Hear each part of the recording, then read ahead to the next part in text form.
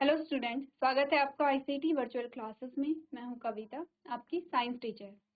उम्मीद करती हूँ आप सभी अच्छे होंगे और स्वस्थ होंगे। सो क्लास कंटिन्यू करेंगे अपना चैप्टर जिसका नाम है हेरिडिटी एंड इवोल्यूशन।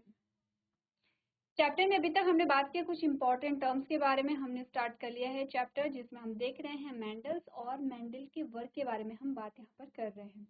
तो स्टार्ट करते हैं अपना चैप्टर और देख लेते हैं अभी तक कौन से टॉपिक आपने कवर कर लिए हैं।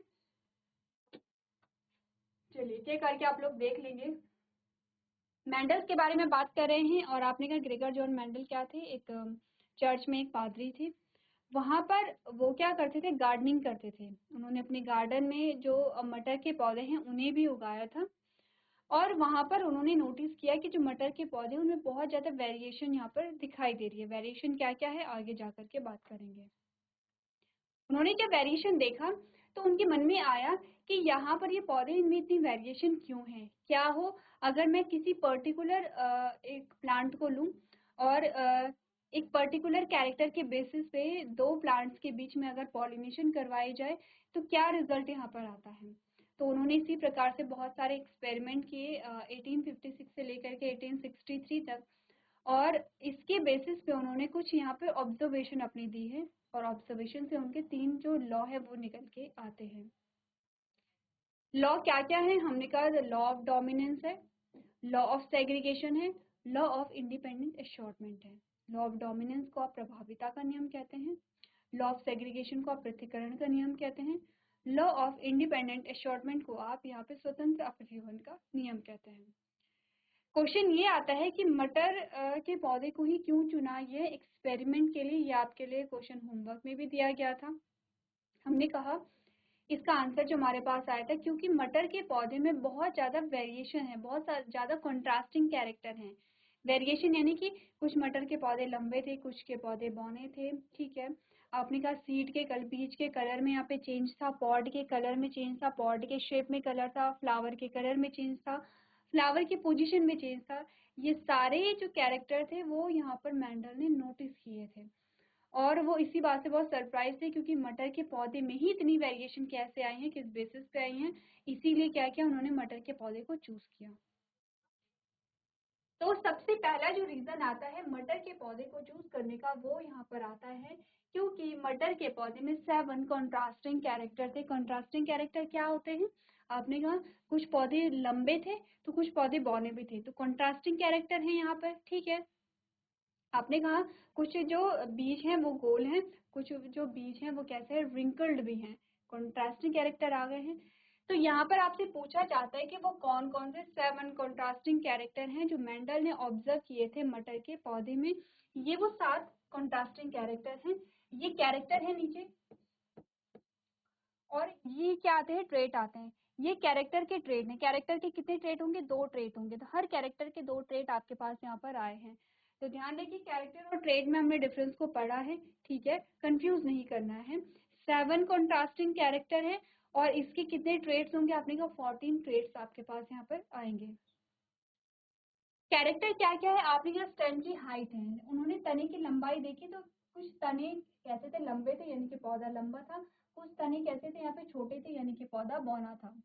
फूलों का कलर देखा गया कि कुछ पौधों में वॉयलेट कलर के फूल हैं तो कुछ में व्हाइट कलर के फ्लावर हैं। ध्यान दीजिए ऐसा नहीं होगा कि एक ही पौधे में वॉयलेट कलर के फूल भी हैं और व्हाइट कलर के फूल भी हैं, ऐसा नहीं था।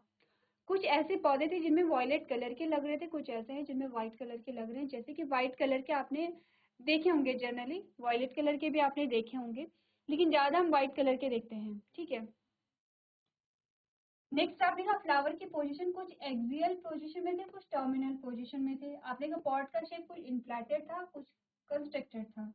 पॉट का कलर कुछ में ग्रीन था तो कुछ में येलो था। सीड का जो शेप है कुछ में राउंड था, कुछ में रिंकल था। सीड का कलर कुछ में येलो था, कुछ में ग्रीन था।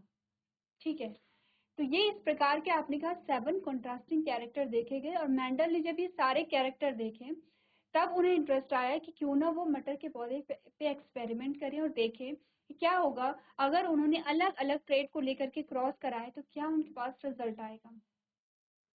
अब क्योंकि आप एक्सपेरिमेंट हो गया है, आप पढ़ रहे हैं, जो ऑलरेडी रिजल्ट आपके पास है, इसी के बेसिस पे आपको डोमिनेंट और रिसेसिव कैरेक्टर यहीं पे बता दिए गए हैं। डोमिनेंट का मतलब होता है जो खुद को एक्सप्रेस करता है हेटेरोजाइगस कंडीशन में भी, ठीक है।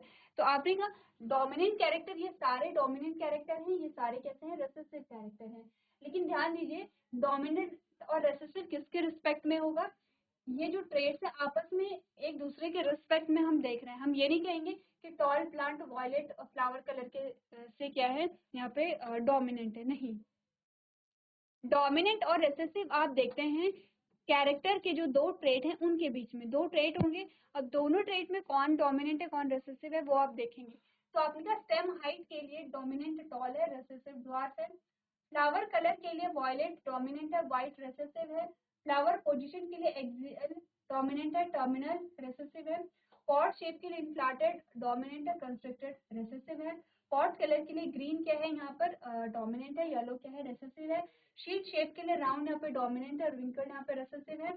और सीट कलर के लिए येलो यहाँ पे डोमिनेंट है और ग्रीन यहाँ पे रिसेसिव है।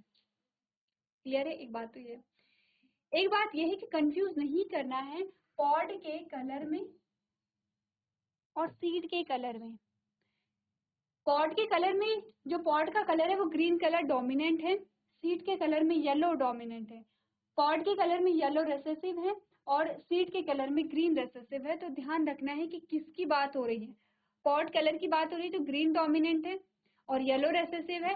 सीड कलर की बात हो रही है तो येलो डोमिनेंट है और ग्रीन यहाँ पे क्या है रिसेसिव है, ठीक है। इसके अलावा और क्या रीजन थे उसके बारे में बात करेंगे, पहले आप इस चार्ट को एक बार देख लेंगे।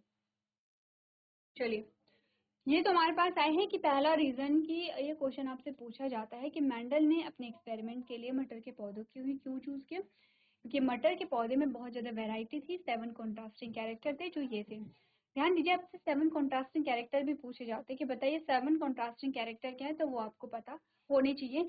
ये 7 क्या है, 7 कॉन्ट्रास्टिंग कैरेक्टर हैं।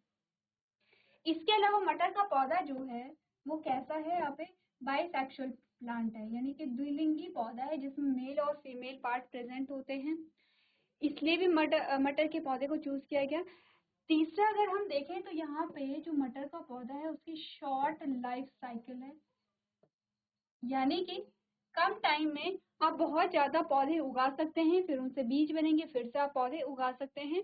तो जितनी जल्दी आपके पास रिजल्ट आएंगे उतनी जल्दी आपके पास कुछ ऑब्जर्वेशन बनेंगे, उतनी जल्दी आप कुछ कंक्लूजन यहाँ पर निकाल सकते हैं। तो ये कुछ रीजन थे जिसकी वजह से मेंडल ने अपने एक्सपेरिमेंट के लिए मटर के पौधे को चूज किया, ठीक है। चलो, ये तो कुछ बेसिक सी चीजें होती हैं। अब आते हैं अपने लॉ पे, अब आते हैं अपने चैप्टर पे। सबसे पहला जो लॉ मेंडल ने दिया है वो दिया है लॉ ऑफ डोमिनेंस और इसका नाम है प्रभाविता का नियम।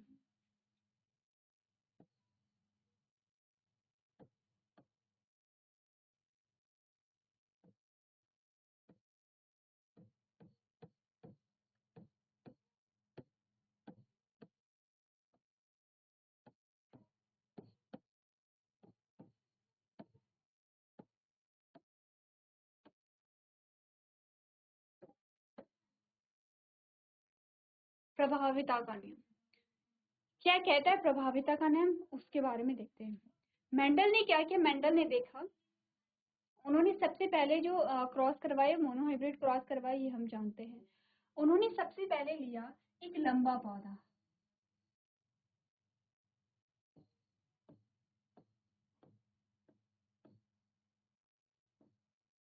ठीक है, और उन्होंने देखा एक बौना पौधा, यानी कि मटर का एक ऐसा पौधा था जिसकी हाइट ज्यादा थी और मटर का एक ऐसा पौधा था जिसकी हाइट छोटी थी, यानी कि इसकी लंबी हाइट जब पूरी हो रही थी तभी इस पे क्या बन रहे थे, फ्लावर निकल रहे थे, बीज बन रहे थे। इसकी इतनी हाइट पे फ्लावर और जो सीड है उनका फॉर्मेशन हो रहा था। उन्होंने कहा क्या होगा अगर इन दोनों के बीच में पॉलिनेशन की प्रोसेस हो जाए तो।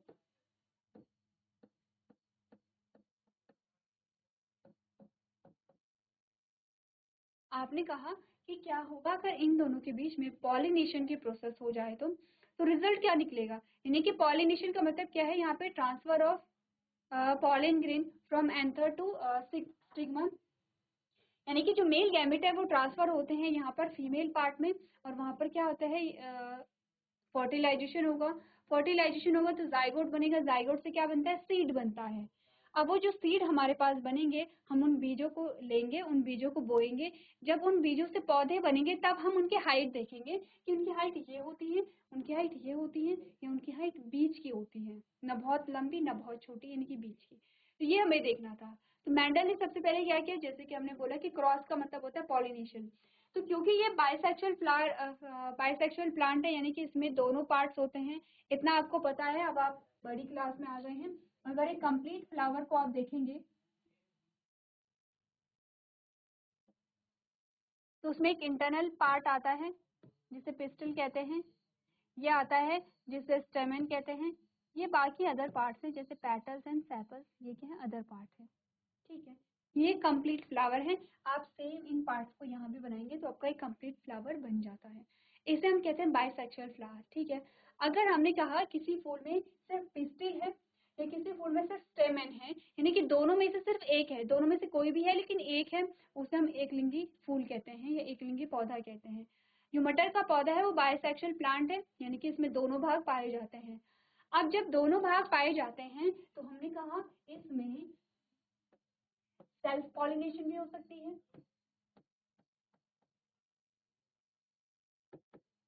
इसमें सेल्फ पॉलिनेशन भी हो सकती है, लेकिन हमने क्या करना था,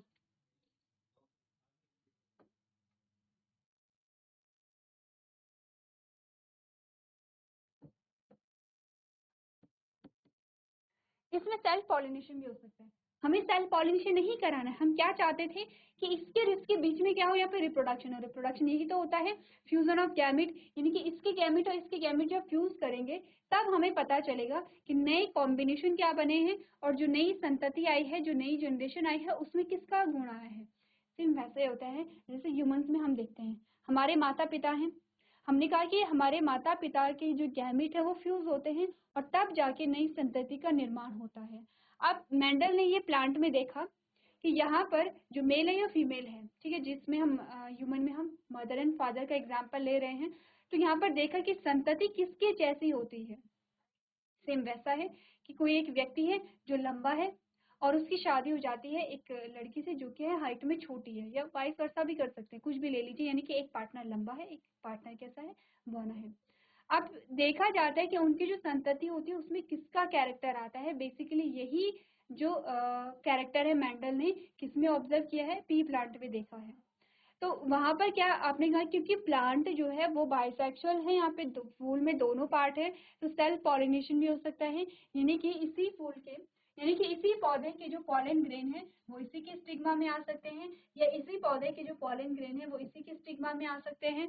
हमें ऐसा तो नहीं करना था, हमें इन दोनों के गैमेट का क्या कराना है, फ्यूजन कराना है।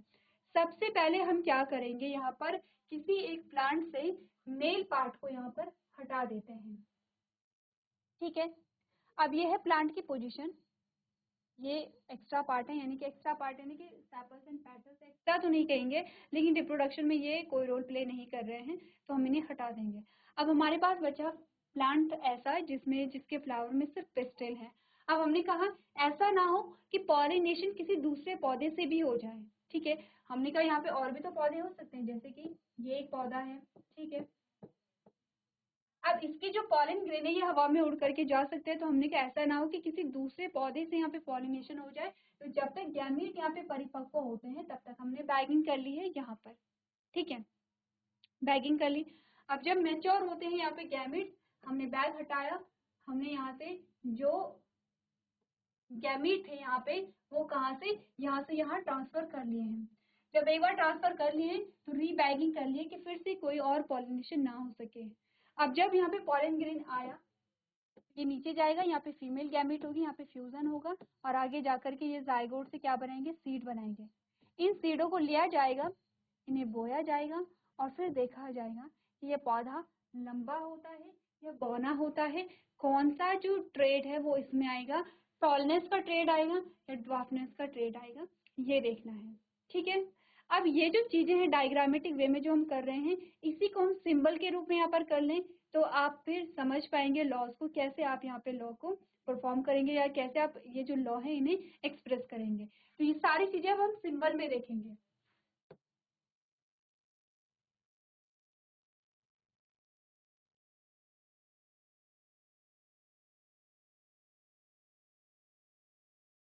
चलिए, मेंडल ने दो प्लांट लिए हैं, एक लंबा है जिसको हम कैपिटल टी से दिखाते हैं, ये क्या है, टॉल प्लांट है, यानी कि लंबा पौधा है। ठीक है, ये हटा लूं या समझ, आपने नोट कर लिया होगा, प्रभाविता का नियम कहते हैं इसे।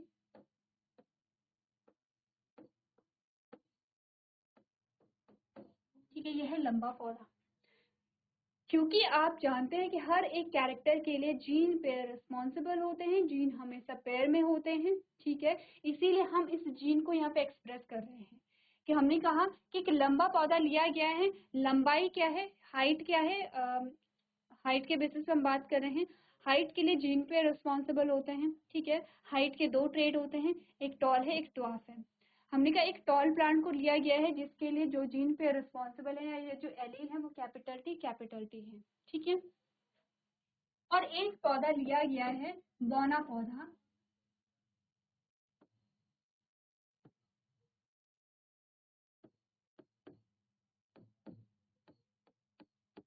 ये जो पौधा है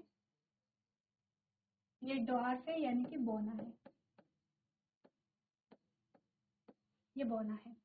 ठीक है, अब आपने कहा एक बौना पौधा लिया है, इसमें जो हाइट के लिए जो जीन रिस्पॉन्सिबल है वो ये है, या जो एलील रिस्पॉन्सिबल है वो स्मॉल टी है। स्मॉल क्यों लिखा है, क्योंकि वो बौना है इसीलिए हमने स्मॉल अल्फाबेट में से दिखाया है। क्योंकि ये लंबा पौधा है इसीलिए हमने कैपिटल जो यहाँ पे अल्फाबेट है उसमें से दिखाया है। ठीक है, ये है पेरेंट। ये पेरेंट कौन है, जो प्लांट हमने लिए हैं, एक लंबा प्लांट हमने लिया था, एक बौना प्लांट हमने लिया था। क्लियर है इतना?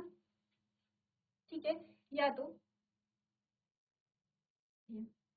उसके बाद हमने कहा यहाँ पर बनेंगे गैमीट। आपने रिप्रोडक्शन पढ़ा होगा तो हमने कहा कि यहाँ पर क्या बनते हैं, गैमीट बनते हैं पहले। फर्टिलाइजेशन जब होता है तो फर्टिलाइजेशन से पहले गैमीट बनते हैं, मेल में भी और फीमेल में भी। ठीक है, मान लीजिए यहाँ पर आप मेल और फीमेल आपने यहाँ पर दिखा दिए हैं, एक मेल पेरेंट है एक फीमेल पेरेंट है। इनमें गैमीट बनेंगे और इनमें गैमीट दो गैमीट बनते हैं। गैमीट को हम जी से इंडिकेट करते हैं, इसमें अलग अलग गैमीट बनते हैं। तो ये एक गैमीट बना, ये एक गैमीट बना, इसमें भी गैमीट बनेंगे, और ये एक गैमीट बना, ये एक गैमीट बना। गैमीट क्या होते हैं, गैमीट एक यूनिसेलुलर सेल होती है, यानी कि एक कोशिका होती है। ठीक है, ये क्या करती है, यहाँ पे कोशिका जब बनती है तो एक कोशिका होगी और इनमें जो क्रोमोसोम का नंबर है वो आधा होता है। यानी कि यहाँ पर फुल नंबर क्रोमोसोम है तो यहाँ पर क्या हो जाते हैं, आधे हो जाते हैं। क्यों आधे हो जाते हैं, क्योंकि ये दो पार्ट में सेपरेट हो रहे हैं। ठीक है, तो आपने कहा यहाँ पर जो नंबर ऑफ क्रोमोसोम है वो कैसा हो जाएगा, हाफ हो जाएगा। तो हमने क्या बोला था कि अगर पूरे नंबर है, जैसे कि पूरे नंबर अगर प्रेजेंट है तो उसे हम 2n से रिप्रेजेंट करते हैं, जिसे डिप्लॉइड भी कहा जाता है। अगर क्रोमोसोम का नंबर हाफ है तो उसे n से रिप्रेजेंट करते हैं। तो हम कह सकते हैं कि पेरेंट जो है वो यहाँ पे क्या है, 2n है, ये भी 2n है, और जब गैमीट बनते हैं तो ये सारे n हो जाते हैं। ठीक है, ये n हो जाते हैं, ये 2n होंगे। जब दोनों गैमीट फिर से फ्यूज हो जाते हैं तो n प्लस n क्या हो जाएगा, 2n यहाँ पर हो जाएगा। क्लियर है ना? अब गैमीट यहाँ पर बन गए हैं क्योंकि यहाँ पे क्रोमोसोम का नंबर भी आधा हो गया है। इसीलिए हम कहते हैं कि जैसे आपने देखा होगा कि अगर आपसे पूछा जाए कि आपका जेनेटिक मटेरियल जो बना है वो हाफ पार्ट आपके फादर से आया है, हाफ आपकी मदर से आया है, ऐसे ही आया है। आधा नंबर क्यों हुआ क्रोमोसोम का, जिससे कि आपने कहा कि फुल नंबर ऑफ क्रोमोसोम तब आएंगे जब दोनों के क्रोमोसोम क्या हो जाएंगे, यहाँ पे मिक्स हो जाएंगे। क्लियर है? अब यहाँ पे क्रॉस अगर हम करेंगे, अगर हमने क्रॉस यहाँ पर किया तो हमने कहा क्रॉस किसके बीच में होगा, यहाँ पे मेल और फीमेल गैमेट के बीच में होगा। इसका क्रॉस इससे हुआ तो आपके पास ये रिजल्ट आया, इसका क्रॉस अगर इससे हुआ तो ये रिजल्ट आपके पास आया, इसका क्रॉस इससे आया तो ये रिजल्ट आपके पास आया, और अगर इसका क्रॉस इस गैमेट के साथ होता है तो ये रिजल्ट आपके पास आता है। इन शॉर्ट हमने जाना कि हमारे पास सारे जो संतति हैं, सारे जो हमारे पास यहाँ पे क्या बनती हैं, संतान आती हैं, वो कैसे आती है, कैपिटल टी स्मॉल टी, इनका क्या होता है यहाँ पे, जीन्स की स्थिति कैसी होती है, कैपिटल टी स्मॉल टी होती है। अब हमने देखा मेंडल ने क्या किया, क्या हुआ देखिए, गैमेट बने हैं, गैमेट का फ्यूजन हो गया है, फर्टिलाइजेशन हुआ है, फर्टिलाइजेशन के बाद बीज का निर्माण हुआ है, बीज को जब बोया गया तो तब देखा गया कि इस प्रकार से यहाँ पर क्या आए हैं, जो पौधे हैं उनकी स्थिति आई है। और मेंडल ने देखा कि जितने भी पौधे उन्होंने उगाए बाद में यानी कि फर्टिलाइजेशन के बाद जो बीज बने हैं, इन दोनों के बीच में जब क्या हुआ, रिप्रोडक्शन की प्रोसेस हुई है, फर्टिलाइजेशन की प्रोसेस हुई है, उसके बाद जो बीज बने हैं उन बीजों को जब बोया गया है और इन बीजों को बो करके जो पौधे बने हैं, जब उनको देखा गया तो सारे पौधे जो थे वो कैसे थे, लंबे थे। ऑल टॉल प्लांट हमारे पास यहाँ पर आए हैं। तो इसे हम कैसे दिखा सकते हैं,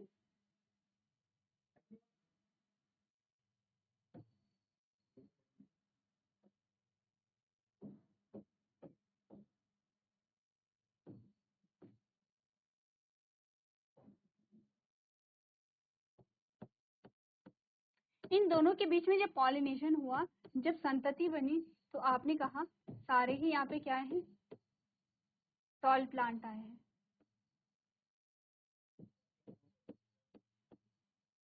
सारे ही क्या आए हैं, यहाँ पे टॉल प्लांट आए हैं। ठीक है, अब जब मेंडल ने देखा कि सारे लंबे पौधे आए हैं तो मेंडल थोड़ा कंफ्यूज हो गए। क्यों कंफ्यूज हुए, क्योंकि उन्होंने कहा कि ये भी तो क्या थी, पेरेंट था, तो इस पेरेंट का कैरेक्टर कहाँ गया, इसके कैरेक्टर क्यों नहीं आए अभी तक। ठीक है, तो सबसे पहले तो आप ये देखिए कि यहाँ पर आपने कहा कि जब सेम कैरेक्टर, एक ही गुण लेकिन अलग अलग ट्रेट वाले पौधों के बीच में क्रॉस कराया गया, तो जो F1 जनरेशन है, ये क्या होगी, F1 जनरेशन। F1 जनरेशन का मतलब होता है पहली पीढ़ी। तो पहली पीढ़ी में सिर्फ एक ही जनक के गुण यहाँ पे प्रदर्शित होते हैं। ठीक है, जिस जनक के गुण प्रदर्शित होते हैं उस जनक को हम क्या कहते हैं, डोमिनेंट पेरेंट कहते हैं।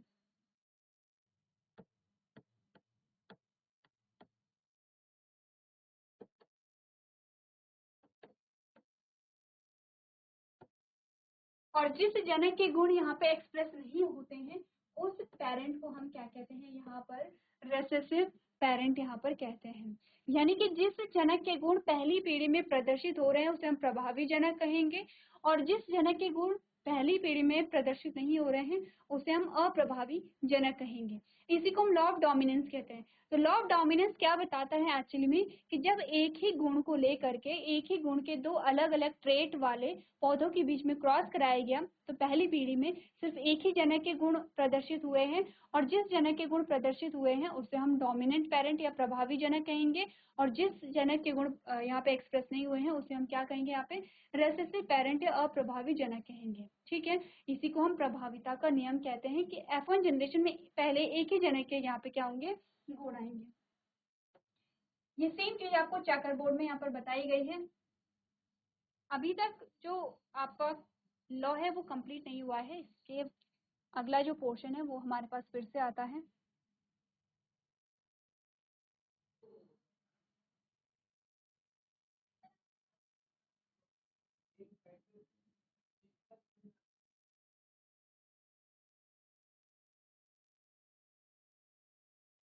ये हमारे पास चेकर बोर्ड आया है। ठीक है, इसमें हमने क्या लिया है, प्योर टॉल प्लांट यानी कि होमोजाइगस टॉल लिया है, प्योर डॉर्फ प्लांट लिया यानी कि होमोजाइगस ड्वार्फ, होमोजाइगस जो मोनोपद है वो लिया है। जब क्रॉस कराया गया तो पहली जनरेशन में सारे कैपिटल टी स्मॉल टी आए। ये कैपिटल टी स्मॉल टी बताते हैं यहाँ पर एलील की कंडीशन या जीन की कंडीशन। एलील कैसे थे, हेटेरोजाइगस थे। तो हमने कहा कि यहाँ पे सारे लंबे पौधे आए हैं। अब इसके बाद क्या किया गया है, यहाँ पर करके देखते हैं हमने अभी तक क्या किया है। हमने एक लंबा पौधा लिया है और एक हमने बौना पौधा लिया है। ठीक है, तो ये कैसा है, टॉल प्लांट, ये कैसा है, ड्वार्फ प्लांट है। ठीक है, उसके बाद हमने कहा ये है पेरेंट, फिर गैमीट बनी, तो गैमीट इस प्रकार से बने हैं, ये है। जल्दी से आपको भी यहाँ पर क्या करना है, ये नोट करना है। ठीक है, जब इनका क्रॉस हुआ तो सारे पौधे हमारे पास कैपिटल टी स्मॉल टी आए हैं। ठीक है, ये है F1 जनरेशन। ऑल टॉल, सारे लंबे पौधे आए हैं। ये तो है प्रभाविता का नियम।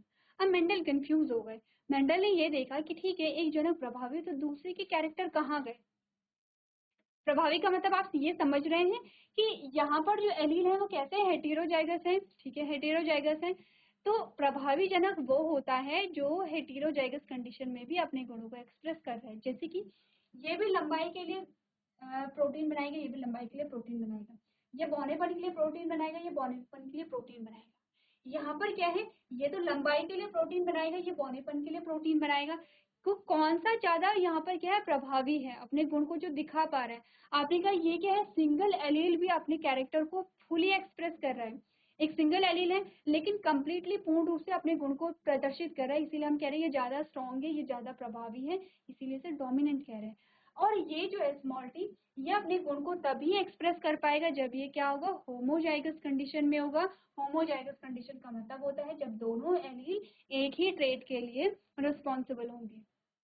क्लियर है इतना।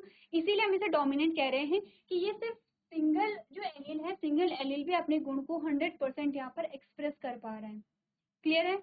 अब क्या हुआ, मेंडल जब कंफ्यूज हो गए कि इस कैरेक्टर का क्या हुआ। अभी हमें सारी चीजें पता है, लेकिन अभी तक मेंडल को नहीं पता था कि ये जो जनक है ये प्रभावी है, ये क्या है, हेटेरोजाइगस कंडीशन में भी अपने आप को एक्सप्रेस कर रहा है, या फिर इस जीन का सिंगल एलील भी अपने कैरेक्टर को एक्सप्रेस कर पा रहा है। ठीक है, मेंडल को ये सारी चीजें पता नहीं थी।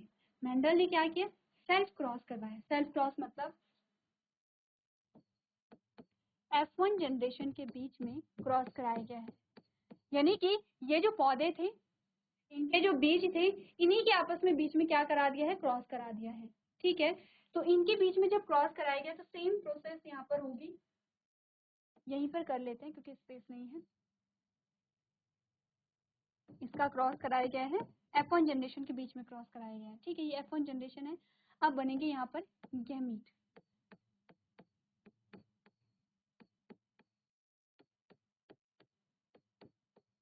ये बन गए गैमीट। अब इनके बीच में जब क्रॉस होगा तो F2 जनरेशन आएगी। इसका क्रॉस अगर इससे होता है तो ये आपके पास रिजल्ट आया। अगर कैपिटल टी का क्रॉस स्मॉल टी से होता है तो ये रिजल्ट आया है। अगर स्मॉल टी का क्रॉस कैपिटल टी से होता है तो ये रिजल्ट आया है। और अगर स्मॉल टी का क्रॉस स्मॉल टी से होता है तो ये रिजल्ट आया है। अब हम रिजल्ट लिख लेते हैं पहले क्या क्या आए हैं। ये तो आपने कहा टॉल होगा, ये भी आपने कहा टॉल होगा, ये भी आपने कहा टॉल होगा, स्मॉल टी ड्वार्फ होगा। जब मेंडल के पास ये कंडीशन आई कि F2 जनरेशन में 3 पौधे लंबे मिले, एक पौधा बौना मिला, तब उन्होंने कंक्लूजन निकाला यहाँ पर डोमिनेंट और रेसेसिव का। हमने तो डोमिनेंट और रेसेसिव यहीं पे पढ़ लिया था क्योंकि हमारे पास पूरा लॉ है। मेंडल ने तब यहाँ पर कंक्लूजन निकाला। इसका मतलब क्या है, इसका मतलब ये कि कैपिटल टी जो ये जो जीन पेयर है, ये जो एलील है, ये बहुत ज्यादा स्ट्रॉन्ग है, ये स्ट्रॉन्ग प्रोटीन बना रहे हैं, इसीलिए अपने गुण को एक्सप्रेस कर पा रहे हैं। आप तो मेंडल ने यहाँ पे बताया कि कैपिटल टी क्या है, डोमिनेंट है, यहाँ पर प्रभावी है।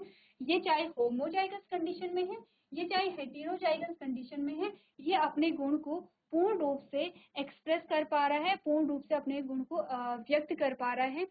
इसीलिए हमने क्या कहा कि कैपिटल टी क्या है, यहाँ पे डोमिनेंट है। ठीक है, कैपिटल टी स्मॉल टी से डोमिनेंट है। जब देखा गया कि इस कैरेक्टर का क्या हुआ, आपने कहा ये कैरेक्टर तभी आएगा जब ये होमोजाइगस कंडीशन में है। होमोजाइगस कंडीशन का मतलब होता है दोनों एलील एक ही ट्रेट को फॉलो कर रहे हैं, एक ही ट्रेट के लिए रिस्पॉन्सिबल है। तो हमने कहा ये अप्रभावी है। अप्रभावी का मतलब होता है कि जब दूसरा एलील इसके साथ आया, जब कैपिटल टी इसके साथ आया तो कैपिटल टी ने स्मॉल टी के कैरेक्टर को हाइड कर दिया है, उसके कैरेक्टर को सप्रेस कर दिया है। सेम वैसा ही होता है, दो बच्चों की फाइटिंग हो रही है, एक बच्चा बहुत स्ट्रांग है, हेल्दी है, एक बच्चा उतना स्ट्रांग नहीं है, कमजोर है। जो हेल्दी बच्चा है, जो स्ट्रांग बच्चा है, वो छोटे बच्चे को आराम से क्या कर दे रहा है, हरा दे रहा है। फाइटिंग हो रही है या बॉक्सिंग हो रही है तो उसने इजिली क्या कर दिया है, उस बच्चे को हरा दिया है। सेम वही चीज है कि कैपिटल टी स्ट्रांग बच्चा है और स्मॉल टी जो है वो क्या है, वीक बच्चा है। तो कैपिटल टी स्मॉल टी जब साथ में आ रहे हैं तो कैपिटल टी स्मॉल टी के कैरेक्टर को आने ही नहीं दे रहा है, सिर्फ अपने कैरेक्टर को एक्सप्रेस कर रहा है, इसीलिए हमने कहा कैपिटल टी क्या है, डोमिनेंट है। कैपिटल टी क्या है, प्रभावी है। स्मॉल टी के कैरेक्टर ऐसे नहीं है कि स्मॉल टी के कैरेक्टर यहाँ पे छुप गए, ऐसा नहीं है कि यहाँ पर स्मॉल टी के कैरेक्टर नहीं आए हैं तो अब आगे आएंगे ही नहीं, नहीं। जब भी स्मॉल टी होमोजाइगस कंडीशन में होगा, होमोजाइगस का मतलब समझ रहे हैं, आपने कहा ये होमोजाइगस है, ये होमोजाइगस है, ये होमोजाइगस है, ये होमोजाइगस है, ये होमोजाइगस है, तो हेटेरोजाइगस क्या है, आपने कहा ये हेटेरोजाइगस है, ये हेटेरोजाइगस है, ये हेटेरोजाइगस है। ये हेटेरोजाइगस का मतलब होता है दो डिफरेंट एलील। डिफरेंट एलील का मतलब है कि ये एलील किसी दूसरे ट्रेट के लिए है, ये एलील किसी दूसरे ट्रेट के लिए है, ठीक है। तो आपने कहा कि यहाँ पर जो स्मॉल टी है, जो बौनेपन का गुण है, उसके जो एलील हैं वो अपने गुण को तभी एक्सप्रेस कर पाएंगे जब यहाँ पर क्या होगा, वो होमोजाइगस कंडीशन में होंगे, क्योंकि वो इतने स्ट्रॉन्ग नहीं है, क्योंकि जब भी कैपिटल टी आएगा वो उसके गुण को सप्रेस कर देगा, उसके गुण को दबा देगा, ठीक है। इसी लॉ को कहते हैं लॉ ऑफ डोमिनेंस, कि जब एक कैरेक्टर लेकिन डिफरेंट ट्रेट वाले पौधों के बीच में क्रॉस कराया जाता है तो F1 जनरेशन में एक ही पेरेंट के गुण आएंगे और उस पेरेंट को हम डोमिनेंट पेरेंट कहेंगे, ठीक है। और इसीलिए इस लॉ को हम लॉ ऑफ डोमिनेंस कहते हैं। क्लियर इतनी बात। अब कुछ ध्यान देने वाली चीजें ये हैं, जब पेरेंट को लिया गया, ये आपके ये एक्चुअल पेरेंट होंगे, ठीक है, और जब यहाँ पर गैमीट बने तो नंबर ऑफ गैमीट कितने थे, नंबर ऑफ गैमीट है 2, और टाइप्स ऑफ गैमीट कितने होंगे, ये होंगे 1। कितने प्रकार के गैमीट है, प्रकार तो एक ही है, ठीक है। हाँ, नंबर 2 है गैमीट के, लेकिन एक जैसे तो है, कैपिटल टी एक जैसे गैमीट है, स्मॉल टी एक जैसे गैमीट है, कोई फर्क नहीं है। लेकिन जब F1 जनरेशन में गैमीट बने हैं तो यहाँ पर नंबर ऑफ गैमीट 2 है, नंबर ऑफ गैमेट, यानी कि हर एक पेरेंट की बात कर रहे हैं, ठीक है, कि इस पेरेंट के जो गैमेट बने हैं वो 2 बने हैं, इसके जो गैमेट बने हैं वो 2 बने हैं, और टाइप्स ऑफ गैमेट भी 2 हैं। क्यों है टाइप्स ऑफ गैमेट 2, इसके 2 प्रकार के गैमेट बने हैं, एक गैमेट में कैपिटल टी है, एक गैमेट में क्या है, स्मॉल टी है। इसके भी 2 प्रकार के गैमेट बने हैं, इसमें कैपिटल टी है और स्मॉल टी है, यानी कि एक जैसे गैमेट यहाँ पे नहीं बने हैं, डिफरेंट टाइप के जो गैमेट है वो बने हैं। इतनी आपको ध्यान रखना है, अगर सेम टाइप एक ही जैसे गैमेट बनेंगे, ठीक है, टाइप्स ऑफ गैमेट एक होगा तो रिजल्ट सेम आएगा, अगर टाइप्स ऑफ गैमेट डिफरेंट होगा तो रिजल्ट भी आपके पास डिफरेंट आएगा। जैसे कि यहाँ पर तो सारे एक जैसे रिजल्ट थे, यहाँ पर डिफरेंट रिजल्ट थे, पहली चीज तो ये है। दूसरी चीज, आपने एक टर्म पढ़ा था जीनोटिपिक और फिनोटिपिक, जो कि आपके पास यहाँ पर आया है। आपको अगर मैं बोलूँ कि बताइए रेशियो बताइए, यहाँ पर रेशियो आपको बताइए, तो F1 जनरेशन में तो कोई रेशियो आपके पास नहीं आया क्योंकि सारे एक जैसे थे, कोई रेशियो आपके पास नहीं आएगा क्योंकि सारे कैसे थे, लंबे थे, ठीक है। F2 जनरेशन जो आपके पास है, ये F2 जनरेशन है, ये है F2 जनरेशन। F2 जनरेशन में अगर मैं कहूँ फिनोटिपिक रेशियो की पहले बात करते हैं,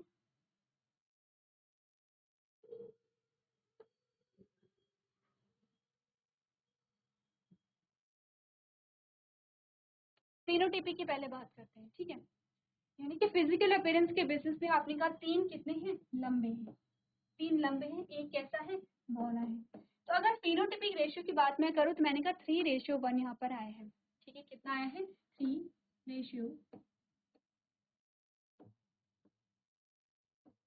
आया है, ठीक है। अब आते हैं जीन्स की कंडीशन के हिसाब से। आपने कहा टॉल, 3 तो प्लांट टॉल है, लेकिन डिफरेंस है, क्या डिफरेंस है, ये तो है प्योर टॉल और ये कैसा टॉल है, ये है हाइब्रिड टॉल। ये भी कैसा है, ये है हाइब्रिड टॉल। हाइब्रिड का मतलब होता है संकरित, प्योर नहीं है, प्योर टॉल। प्योर कैरेक्टर तभी आएगा जब एलील होमोजाइगस कंडीशन में होंगे, ये आपको ध्यान रखना है। प्योर टॉल ये है, प्योर ड्वार्फ ये है, प्योर टॉल ये है, और आपने कहा प्योर ड्वार्फ ये है। आपने कहा एक जो प्लांट है वो प्योर टॉल है, दो जो प्लांट है, अभी हाइब्रिड हटा दो क्योंकि, ठीक है, दो कैसे प्लांट है, दो ऐसे प्लांट है कि जो कैसे हैं, हाइब्रिड टॉल है तो टॉल लेकिन प्योर नहीं है, हाइब्रिड है, संकरित है। और एक ऐसा पौधा है जो कैसा है, यहाँ पे प्योर ड्वार्फ है। क्या रेशियो आया आपके पास? 1:2:1। आपके पास दो प्रकार के रेशियो आते हैं, एक जीनोटिपिक रेशियो आता है, एक फिनोटिपिक रेशियो आता है, ठीक है। और इसी को हम लॉ ऑफ डोमिनेंस कहते हैं। एक बार पूरा जो हमने क्रॉस किया उसे नोट करेंगे, रेशियो नोट करेंगे, और अगर यहाँ पे कोई कंफ्यूजन है तो उसे आप पूछ सकते हैं। चलिए, तो ये हमने बात की है लॉ ऑफ डोमिनेंस की, तो आप ये जो लॉ है घर से एक बार करके लेके आएंगे। तो आज के सेशन में हम इतना ही करेंगे। अभी तक क्लास में बने रहने के लिए आपका धन्यवाद।